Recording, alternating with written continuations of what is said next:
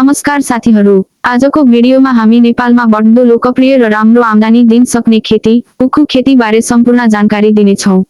उखुबाट चिनी, good, juice, रक्सी लगायत धेरै उत्पादन बन्ने भएकाले यसको बजार माग सधैँ राम्रो रहने गर्छ।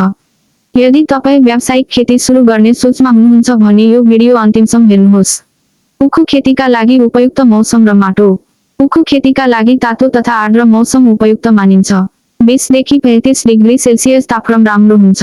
नेपालको तराई क्षेत्र उखु खेतीका लागि निकै उपयुक्त मानिन्छ। उखु खेतीका लागि पानी नजम्ने, मलिलो दोमट माटो सबैभन्दा राम्रो हुन्छ। माटोको प्यमान 6 देखि 7.5 सम्म राम्रो मानिन्छ। जग्गा तयारी र रोपाई। सबैभन्दा पहिले खेत राम्रोसँग जोत्नुपर्छ।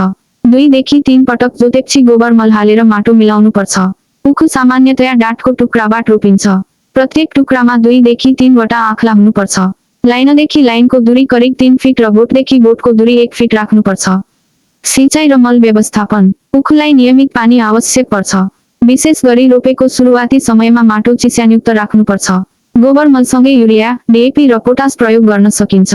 तर धेरै रासायनिक मल प्रयोग गर्दा उत्पादनमा असर पर्न सक्छ, त्यसैले सन्तुलित प्रयोग गर्नु आवश्यक हुन्छ। रोग तथा किरा व्यवस्थापन। उखुमा डाँठ कुहिने, रातो सडन र पात खाने किराहरूको समस्या देखिन सक्छ। यसबाट बच्न स्वस्थ बिउ प्रयोग गर्ने, खेत सफा राख्ने र समयमै जैविक वा आवश्यक औषधि प्रयोग गर्नुपर्छ।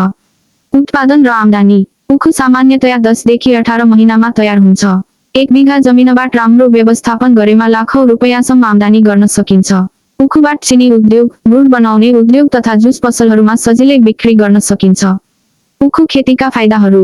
उखु खेतीका मुख्य फाइदाहरू, बजार माग धेरै, लामो समयसम्म आम्दानी, गुड, जुस, चिनी जस्ता धेरै उत्पादन, पशु आहारका रूपमा पनि उपयोगी।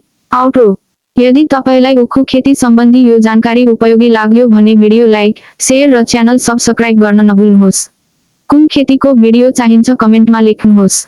फेरि अर्को उपयोगी भिडियोमा भेटौँला। धन्यवाद।